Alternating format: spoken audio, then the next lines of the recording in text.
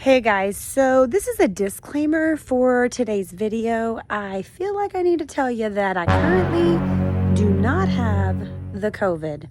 I did have the COVID, but I currently do not. So I just needed you to know, I didn't want anybody thinking that I was sitting up at home with the COVID right now.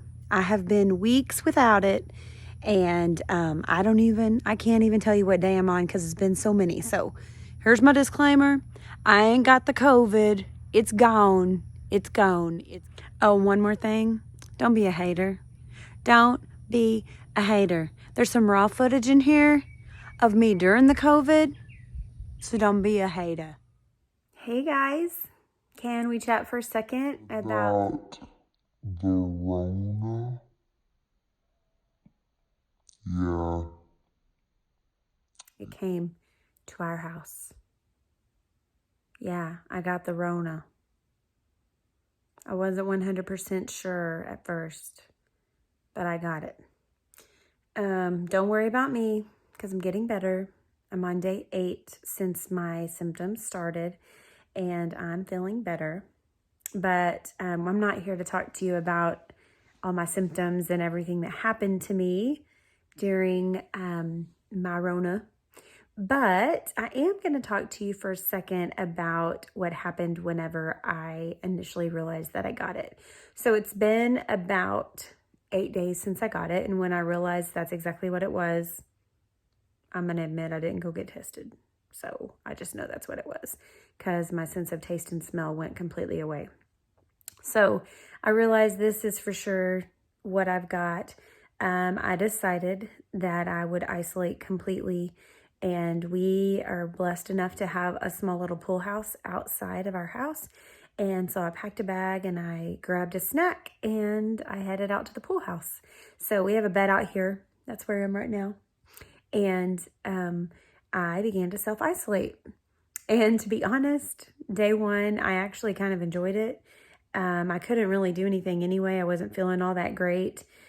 And so I just kind of laid on this bed and I watched some Prime video and enjoyed some time alone, some time to just think independently all by myself. It was actually kind of a welcomed break. Not necessarily my symptoms, but just being alone.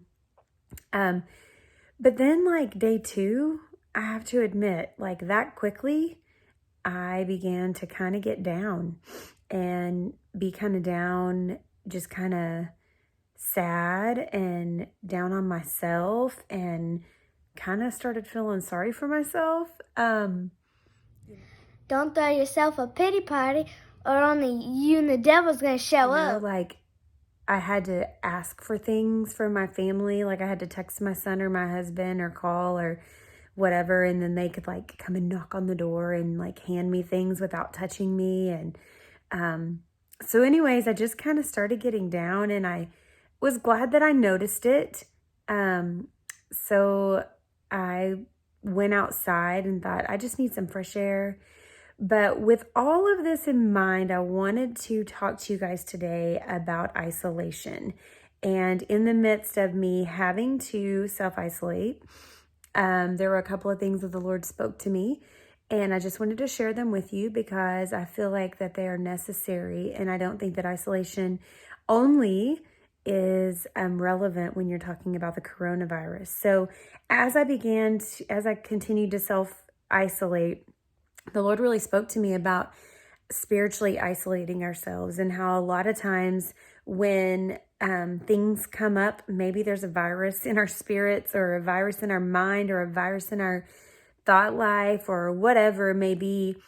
A lot of times we want to isolate ourselves and we separate ourselves from the people that love us, our church family, maybe our core group of friends. We isolate ourselves from those people and don't really want them to know, or I guess get involved in the virus that's kind of taken a part of our lives. And I just wanted you to know that isolation is a tool of the enemy where he begins to play with our minds, and he begins to speak to our minds and tell us things that are not necessarily true. I read a quote on Twitter today that said something to the degree of, the way that you feel is not necessarily reality.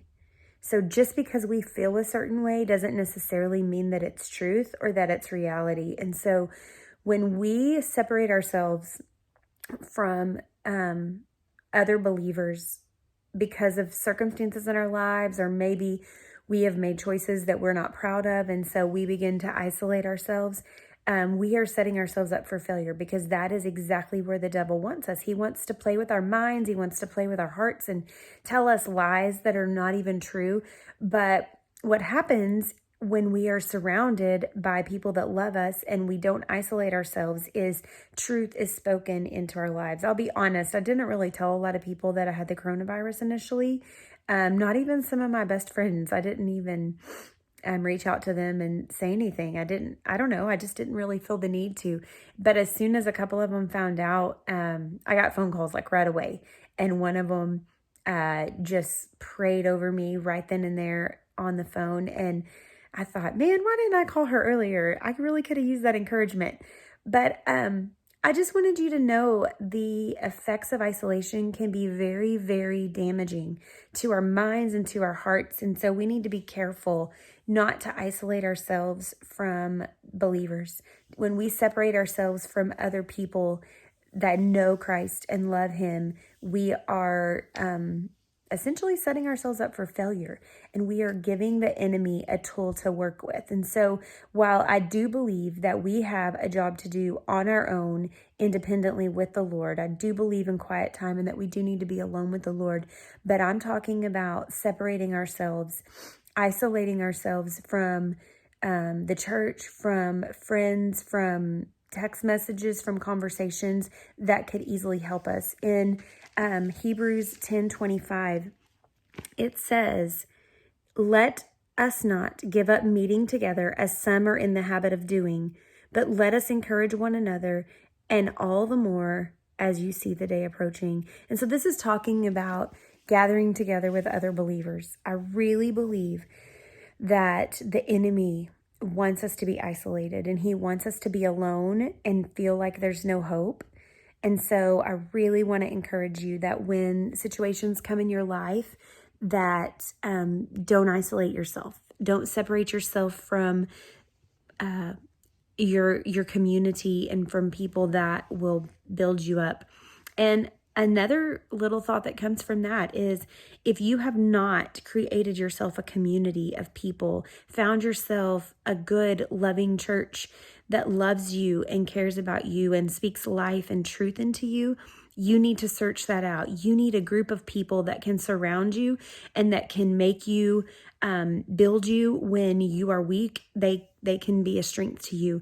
I have a group of girls and we're on a text thread, and let me tell you, there are a lot of times some of my very first people to text for prayer and for just encouragement when I may be having a really tough day or a situation is on my mind or on my heart. There are some of the first people that I go to. So anyways, I want to encourage you not to isolate yourself. And if it's difficult for you to step back into a group of people, like, do it slowly, but man, get in there. But for those of us that maybe don't tend to isolate ourselves, I want to take this a different direction. I want to tell you this as well, that the Lord also spoke to me, not only that we shouldn't isolate ourselves in times of weakness, but we should also be aware when others are isolating themselves. And we should be those that reach out, and we may see that they have become a bit distant or that they are a tiny bit separated from the group. I want to encourage you to reach out, to go the extra mile, to send that text, to make that phone call, to just reach out and see where they're at, what they're doing. I'm not going to promise you that your phone call or that your text will bring them completely back and bring them completely in, but it might be a difference maker. You absolutely have no clue what you reaching out might do. So be aware. keep your eyes open. This Christian life is not all about you. It's about others as well. And so if you see people that are slipping away and that are isolating themselves, reach out to them. And before they get so far away that your reach is so lengthy, pull them back in before it gets to that point. Because isolation is definitely a tool of the enemy. While it's keeping others safe around me while I have the coronavirus, I am so looking forward to the time that I get to move back in my house and be normal again. I'm ready. My daughter's counting down the days until she can hug me again.